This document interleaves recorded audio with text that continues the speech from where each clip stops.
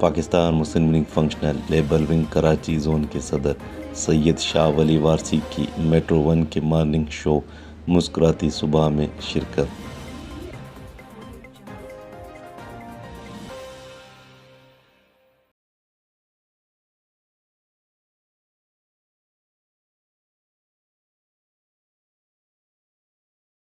हाशिम संगत जे मुख्य खलीफे डॉक्टर मोहम्मद हाशिम खास के लिए सांगड़ शहर में मोहम्मद कासिम वसाण जी संदस भाव मोहम्मद खान वसाणम सां ताज़ियत की। जंहिं वक़्ति फ़ैसला कमेटी दरगाह शरीफ मेंबर फ़कीर मोहम्मद यासीन हिंगोरो, हाजी गुलाम नबी खासकेली, हाजी अली बख्श खासकेली, गोहर जमान वसाण पिण मौजूद हुआ।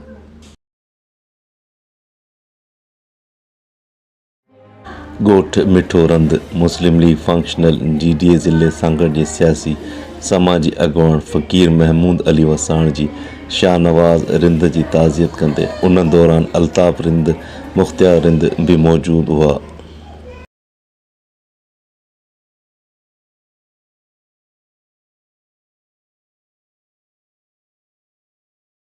सांगड़ में गुलाम नबी खासकेली तरफा और जमात जे खलीफे डॉक्टर मोहम्मद हाशिम खासकेली, सुंद यूनाइट पार्टी सीनियर नायब सदर रोशन अली बुरडो, हैदराबाद डिवीज़नल सदर मुनवर अली खासकेली जी मान में मांझांदे जी दावत कई वई।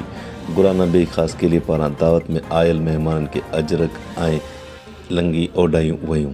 सिंध जे बहादुर अगवान ऐं क़बीलाई जहिड़ाई जे ख़ात्मे लाइ कोशिशूं कंदड़ सरदार मौज़म अली ख़ान अब्बासी जी सरपंचीअ हेठि हिंगोरजा जे भुट्टा बिरादरी जूं धुरियूं मंज़ूर भुट्टो, मज़हर भुट्टो, रसूल बख्श भुट्टो, अयाज़ भुट्टो ऐं ॿिया राज़ी थी विया। फ़ैसिले जी तारीख़ बाद में वरिती वेंदी। होरनि जे रुहानी पेशवा आला हज़रत पीर साईं पागारा तरफ़ां हुकुमनामो जारी। वरियाम खासकेली जे फ़र्ज़ंद ज़फ़र अली खासकेली ऐं भाइटे तारिक खासकेली जा हथ ऐं दर बंदि करे ॿिन्ही खे जमात मां ख़ारिज कयो वियो आहे।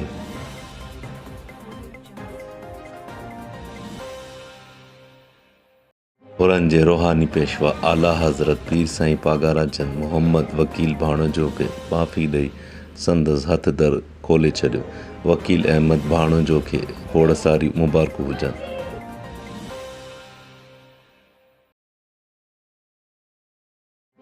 होरनि जे रुहानी पेशवा आला हज़रत पीर साईं पागारा जन जैसलमेर तरीक़े जे फ़कीर गुलाम नबी मंगरियो वलद शहीद अमीन फ़कीर मंगरियो जो हथ बंदि कयो वियो आहे। ॻोठ महांगो फ़कीर शहर हज़रत सचल सरमत जे गादी नशीन पीर अब्दुल हक फारूकी, दरगाह फ़कीर गुलाम हैदर गोदड़िया जे सजादा नशीन फ़कीर सिकंदर अली शर, फ़कीर गुलाम हैदर गोदड़िया जे मज़ार ते चादर चाढ़े उर्स मुबारक जो इफ़्तिताह कयो। सूफ़ी बुज़ुर्ग गुलाम हैदर गोदड़िया जे उर्स मुबारक मौक़े ते दरगाह जे गादी नशीन फ़कीर सिकंदर अली शर खे बशीर अहमद आवाण, मोहम्मद यूनुस आवाण, मुख्तियार कार असलम शर, डॉक्टर हैदरफुल, एडवोकेट मेहताब अली शर, अवैस आवाण अजरक ऐं शाल जा तोहफ़ा पिणु पेश कया।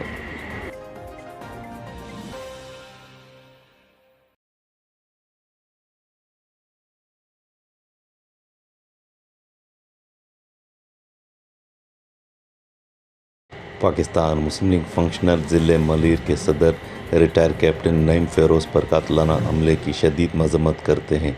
सदर ज़िला कोरंगी तनवीर चौधरी, इंजीनियर मालिक Shahzain, information secretary district Korangi.